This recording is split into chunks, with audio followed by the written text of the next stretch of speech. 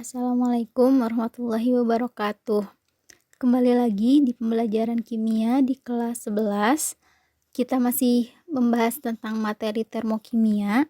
Pada hari ini kita lanjutkan ke submateri selanjutnya, yaitu penentuan entalpi reaksi berdasar data percobaan. Tujuan pembelajaran hari ini yaitu menjelaskan pengertian kalorimeter, menjelaskan cara penentuan besarnya entalpi reaksi berdasar data percobaan, dan menghitung besarnya entalpi reaksi berdasar data percobaan. Kita mulai masuk ke materi. Nah, di sini ada kalorimeter. Kalorimeter itu adalah alat untuk mengukur entalpi reaksi atau kalor reaksi. Jadi, kalorimeter itu adalah sebuah alat.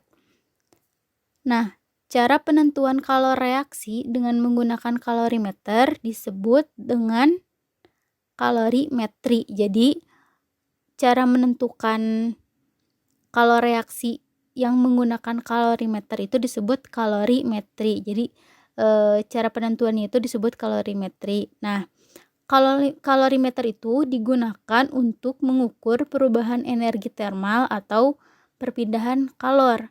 Jadi, kalorimeter itu digunakan untuk mengukur perubahan suhu atau perpindahan kalor yang terjadi pada suatu reaksi. Perubahan kalornya diukur dengan cara bagaimana? Yang jelas menggunakan termometer dengan melihat suhu akhir dan juga suhu awal. Jadi suhu mula-mulanya berapa, lalu suhu akhirnya berapa. Nah, kalorimeter sendiri merupakan suatu sistem terisolasi, yang artinya tidak ada perpindahan materi ataupun energi dari lingkungan di luar kalorimeter.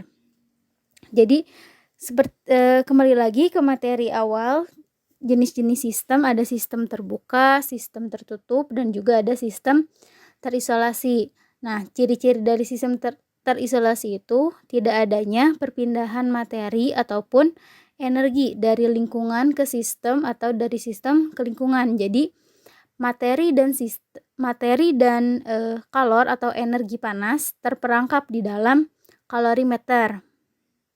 Makanya kalorimeter itu disebut dengan sistem terisolasi. Untuk jenis-jenisnya, kalorimeter itu dibedakan menjadi dua, yaitu ada kalorimeter bom dan ada kalorimeter sederhana.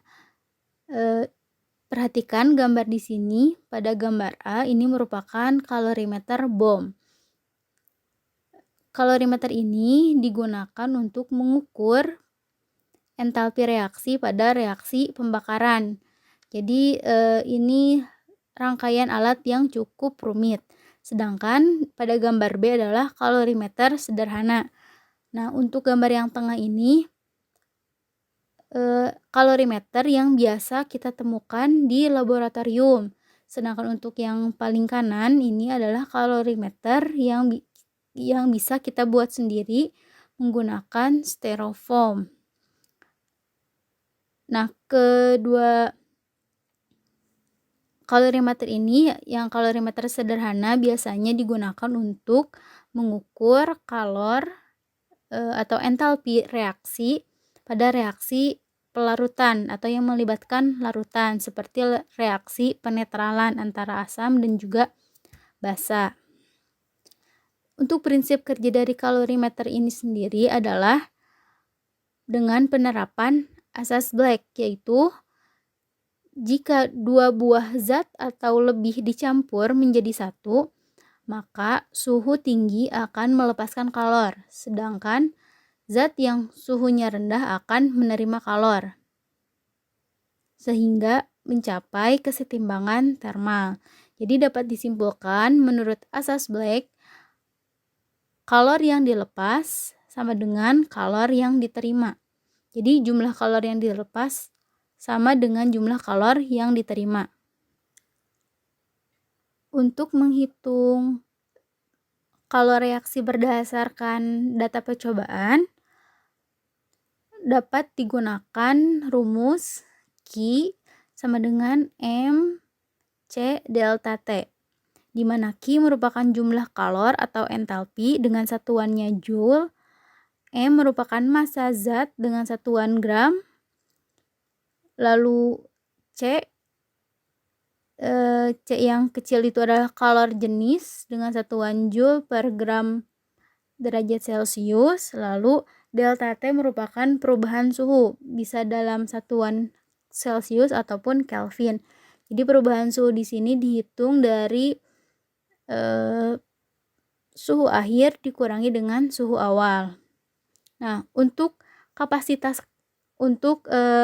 kalor atau entalpi kalorimeter sendiri dapat dihitung dengan rumus C kapital, yaitu kapasitas kalor dikali dengan delta T atau perubahan suhu. Nah, kapasitas kalor ini merupakan kalor yang dibutuhkan untuk melakukan perubahan setiap 1 derajat Celcius ataupun 1 derajat Kelvin. Karena kalorimeter merupakan sistem yang terisolasi, sehingga tidak ada kalor yang terbuang ke lingkungan. Maka kalor reaksi sama dengan kalor yang diserap atau dibebaskan oleh larutan. Sekarang coba perhatikan contoh soal di sini. Sebanyak 4 gram natrium hidroksida dimasukkan ke dalam kalorimeter yang berisi 400 ml air. Ternyata larutan hasil reaksi mengalami kenaikan suhu dari suhu mula-mula 25 derajat Celcius menjadi 35 derajat Celcius. Bila massa jenis air sama dengan 1 gram per mililiter dan kalor jenis larutan sama dengan 4,2 joule per gram derajat Celcius, tentukan perubahan entalpi pelarutan natrium. Di sini asumsikan massa larutan hanya ada massa air. Nah, coba kita kerjakan. Di sini diketahui pertama-tama ada massa air. Bagaimana mendapatkan massa air? Karena diketahui adalah volume air, kita bisa mencari massa air dengan rumus dari massa jenis air, di mana massa jenis air itu adalah 1 gram per mililiter. Jadi kita bisa masukkan untuk mencari massa sama dengan V dikali Rho. Rho di sini adalah massa jenis. Jadi kita masukkan 400 mili dikali dengan 1 gram per mililiter. Jadi hasilnya adalah 400 gram. Nah, untuk rumusnya sendiri yaitu Rho sama dengan M per V. Jadi massa jenis sama dengan massa per volume. Jadi nanti satuan massa jenis itu adalah gram per mililiter atau kilogram per liter. Lalu data yang diketahui kedua yaitu kalor jenis larutan, yaitu 4,2 joule per gram derajat Celcius. Lalu untuk perubahan suhu diketahuinya itu adalah suhu akhirnya itu 35 derajat Celcius, lalu suhu mula-mulanya adalah 25 derajat Celcius. Kita kurangi saja, 35 derajat Celcius dikurangi 25 derajat Celcius sama dengan 10 derajat Celcius. Lalu apa yang ditanyakan? Yang ditanyakan adalah kalor reaksi atau entalpi reaksi, Q ya, dilambangkan dengan Q. Jawab. Kita coba tuliskan kembali rumusnya. Q sama dengan M C delta T. Kita masukkan M-nya sudah kita ketahui yaitu 400 gram. C atau kalor jenis larutan 4,2 joule per gram derajat Celcius.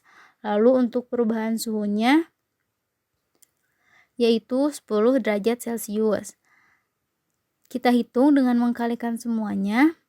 Lalu untuk satuannya yang bisa dicoret, kita coret. Di sini ada gram, karena yang satu bisa dibagi antara gram dengan gramnya, dan juga untuk derajat Celciusnya untuk satuannya kita bisa coret masing-masing. lalu kalikan semuanya, maka hasilnya adalah 16.800 joule. Kita konversikan ke kilojoule yaitu dengan dibagi 1000. Menjadi hasilnya 16,8 kilojoule. Begitu untuk mencari entalpi reaksi berdasarkan data percobaan. Jadi untuk penentuan entalpi reaksi data percobaan ini bisa didapat dari percobaan mereaksikan suatu larutan dalam kalorimeter yang telah dipasang termometer tentunya. Lalu data kalor jenis larutan telah ditetapkan dan juga untuk massa dari larutannya atau massa dari airnya itu kita bisa ketahui ketika kita akan melakukan percobaan. Cukup sekian untuk materi kali ini. Silakan kerjakan latihan soal yang ada di Classroom. Terima kasih. Wassalamualaikum warahmatullahi wabarakatuh.